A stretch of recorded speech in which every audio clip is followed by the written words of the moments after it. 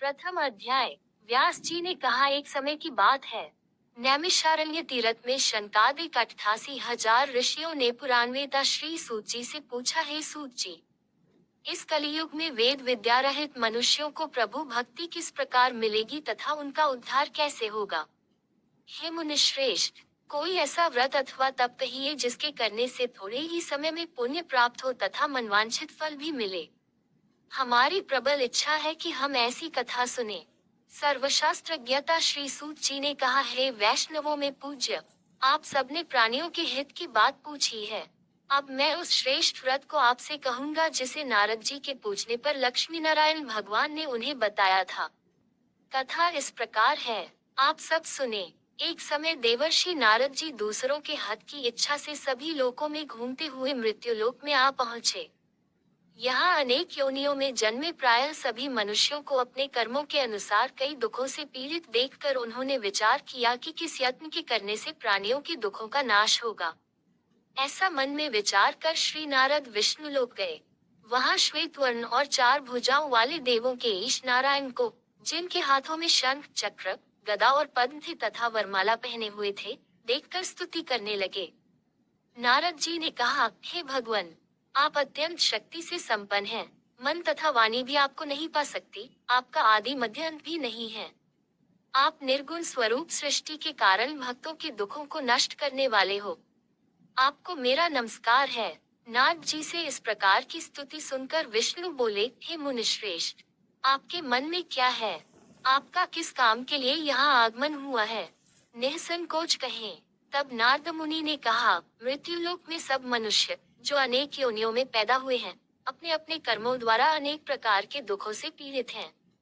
हे नाथ, यदि आप मुझ पर दया रखते हैं तो बताए उन मनुष्यों के सब दुख थोड़े से ही प्रयत्न से कैसे दूर हो सकते हैं। विष्णु भगवान ने कहा, हे नारद, मनुष्यों की भलाई के लिए तुमने ये बहुत अच्छा प्रश्न किया है। जिस व्रत के करने से मनुष्य मोह से छूट जाता है, वह व्रत मैं तुमसे कहना चाहता हूँ। बहुत पुण्य देने वाला, स्वर्ग तथा मृत्यु दोनों में दुर्लभ एक उत्तम व्रत है जो आज मैं प्रेमवश होकर तुमसे कहता हूँ। श्री सत्यनारायण भगवान का ये व्रत विधि विधान पूर्वक संपन्न करके मनुष्य इस धरती पर सुख भोग कर मरने पर मोक्ष को प्राप्त होता है। श्री विष्णु भगवान के यह वचन सुनकर नारद मुनि बोले, हे भगवान, उस व्रत का फल क्या है? क्या विधान है? इससे पूर्व यह व्रत किसने किया है और किस दिन यह व्रत करना चाहिए? कृपया मुझे विस्तार से बताएं। श्री विष्णु ने कहा, हे नारद, दुख शोक आदि दूर करने वाला यह व्रत सब स्थानों पर विजयी करने वाला है। भक्ति और श्रद्धा के साथ किसी भी दिन मनुष्य श्री सत्यनारायण भगवान की संध्या के समय ब्राह्मणों और बंधुओं के साथ धर्मपरायण होकर पूजा करे। भक्तिभाव से नैवेद्य, केले का फल, शहद, घी, शक्कर अथवा गुड़, दूध और गेहूं का आटा सवाया ले गेहूं के अभाव में साठी का चूर्ण भी ले सकते हैं। इन सब को भक्तिभाव से भगवान को अर्पण करें। बंधु बांधवों सहित ब्राह्मणों को भोजन कराएं। इसके पश्चात स्वयं भोजन करें।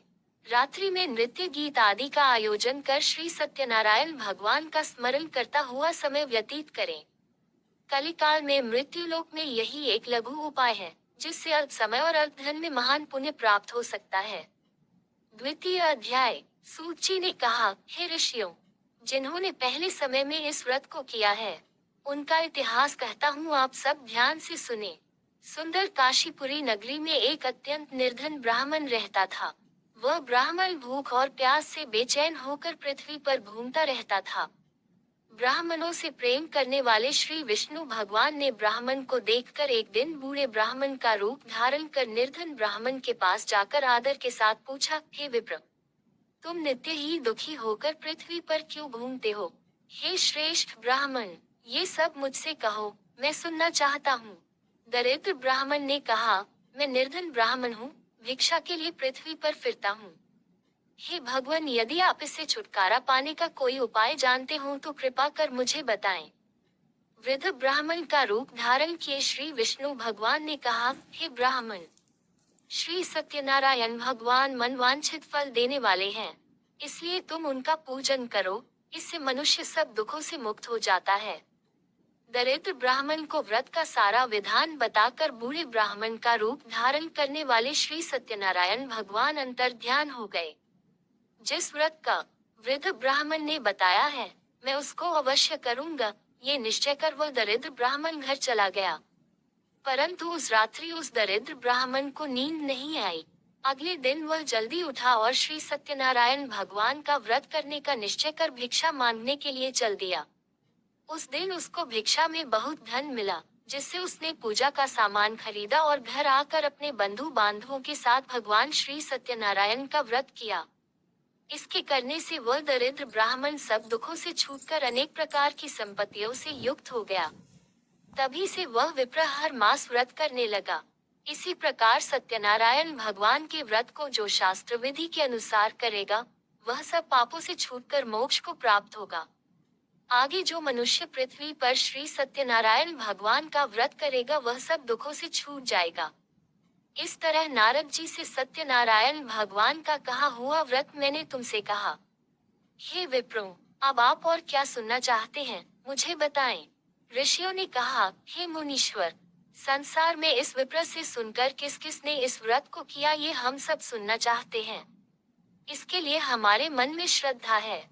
श्री सूत जी ने कहा, हे मुनियों, जिस जिस प्राणी ने इस व्रत को किया है उन सब की कथा सुनो।